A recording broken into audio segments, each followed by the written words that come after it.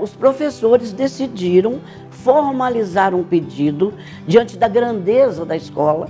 Ela já estava uma escola potente, poderosa. Naturalmente, fazer toda a documentação, a tramitação, e transformaram em Escola Superior de Agricultura, porque ela já tinha gabarito para isso, ela já possuía um nome, ela já possuía um currículo que ombreava com outras escolas importantes. Mas então, em 36, né, a permissão, né, da Escola Superior, né, ela vem resgatar, claro, a excelência, né, da ESAL já naquele contexto. Com o tempo, essa escola cresceu, ficou muito boa. Mas aconteceu um fato triste. As missões que mandavam dinheiro, verbas, para manter esse padrão de ensino, né, para desenvolver, para progredir, eles pararam de mandar. A escola entrou realmente em crise. Isso, eu poderia dizer que toda a década 50 começou a crise na ESAL. Eu me formei nessa época. Nós compensávamos as dificuldades com o interesse do aluno, mas a escola em si não tinha mais condição de fazer investimento. O número de alunos também havia caído. A escola não tinha mais do que 120 alunos. E o número de professores foi também reduzindo até um limite mínimo. Então houve uma decisão da Assembleia e veio um emissário do Ministério da Educação com a finalidade de fechar a escola, a ESAL, e transferir alunos, professores e funcionários para outras instituições. Isso foi em 1962.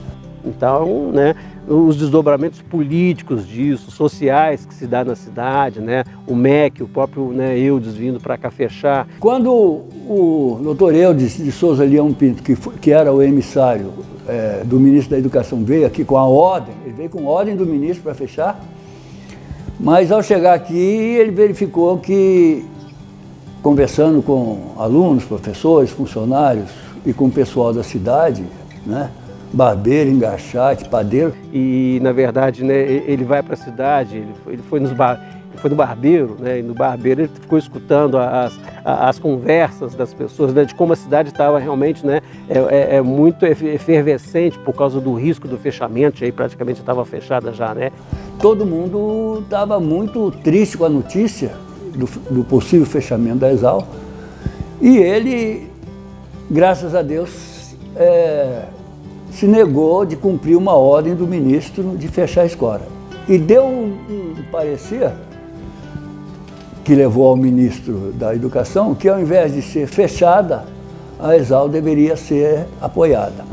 E dizem que a reação do ministro foi até uma reação meio brava, que ele deu um murro na mesa, porque eu te mandei a lavras para fechar e não para dizer que ela deveria ser apoiada. Então o processo começou assim. Com isso, então, com esse parecer do Eudes, começou então o processo de federalização que levou 6 anos ao todo. E quem foi encarregado de ser, vamos dizer assim, o mentor, ou o chefe, ou o responsável por todo esse processo foi o professor Alisson Paulinelli à época. Nós fomos federalizado em 1963, o processo de federalização é dificílimo.